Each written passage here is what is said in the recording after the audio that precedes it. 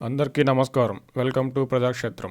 YCP ఆవిర్భావం నుంచి గత 2 ఎన్నికల్లోనూ రాయలసీమ జిల్లాలతో పాటు నెల్లూరు జిల్లాలోనూ వైసీపీ హవా స్పష్టంగా కనిపించింది. అయితే అదంతా గతం అని చెప్పుకోవాల్సిన పరిస్థితి నెల్లూరు జిల్లాలో ఏర్పడింది. రాయలసీమ 4 జిల్లాల్లో వైసీపీ పరిస్థితి పక్కకు పెడితే పెద్దారెడ్ల రాజకీయానికి కేంద్రమైన నెల్లూరు జిల్లాలో మాత్రం వైసీపీకి ఖచ్చితంగా మునుపటి హవా లేదనే చెప్పాలి. నెల్లూరులో బలమైన అభ్యర్థులు లేక సతమతమవుతున్న టీడీపీకి వైసీపీ నుంచి వలస వచ్చే నాయకులే ఆశాకిరణాలుగా ఇప్పుడు మారుతున్నారు. నెల్లూరు జిల్లాలో వైసీపీ ఆధిపత్యం కోల్పోతుండడం ఖచ్చితంగా వైసీపీ స్వయంకృతాపరాధమనే చెప్పాలి.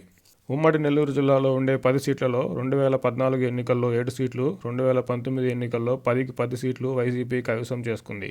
అందుకు ప్రధాన కారణం జగన్మోహన్ రెడ్డి గారితో పాటు అన్ని రకాల బలమైన అభ్యర్థులు నెల్లూరు జిల్లా రాజకీయాల్లో పాతుకుపోయిన పెద్దారెడ్లు వైసీపీలో ఉండడమే. అయితే వైసీపీ ఆవిర్భావం, ఓదార్పు యాత్ర మొదలు జగన్ గారికి అండగా ఉన్న వ్యక్తిగత చరిష్మాతో సైతం గెలవగల కోటమిరెడ్డి శ్రీధర్ రెడ్డి గారు, ఆయనతో పాటు జిల్లాలో రాజకీయ అనుభవం దృష్ట్యా కనీసం 3-4 నియోజకవర్గాల్లో అయినా ప్రభావం చూపగల ఆనం రామనారాయణ రెడ్డి గారు, ఉదయగిరిలో తనకంటూ వర్గాన్ని ఏర్పరచుకున్న మేకపాటి చంద్రశేఖర్ రెడ్డి గారు, కారణాలు ఏమైనా వైసీపీ దూరం చేసుకోవడం వైసీపీకి వచ్చే ఎన్నికల్లో ఖచ్చితంగా నష్టం చేస్తుంది. గత కొన్ని సంవత్సరాలుగా నెల్లూరు జిల్లాలో వైసీపీని నడిపిస్తున్న వేమిరెడ్డి ప్రభాకర్ రెడ్డి గారు సైతం పార్టీని వీడుతున్నారనే చర్చ నడుస్తోంది. ఆయన రేపో మాపో వైసీపీని వీడి టీడీపీలో చేరడం ఖాయంగా కనిపిస్తుంది.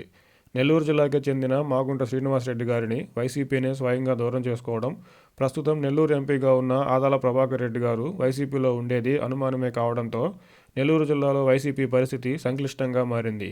ఈ నేపథ్యంలో వైసీపీకి కంచుకోటగా ఉన్న నెల్లూరు జిల్లాలో ప్రస్తుత వైసీపీ పరిస్థితికి వైసీపీ పార్టీ యంత్రాంగం, అధినేత వ్యవహారమే కారణంగా చెప్తున్నారు. అదే నిజమైతే జిల్లాలో వైసీపీకి వీస్తున్న ఎదురుగాలి ఆ పార్టీ స్వయంకృతాపరాధమే. 2019 ఎన్నికల్లో నెల్లూరు జిల్లాలోని అన్ని నియోజకవర్గాలలో 3 నుంచి 10,000 వరకు ఓట్లు సాధించిన జనసేన ఇప్పుడు టీడీపీతో కలవడం వైసీపీకి మరో సవాలుగా మారనుంది.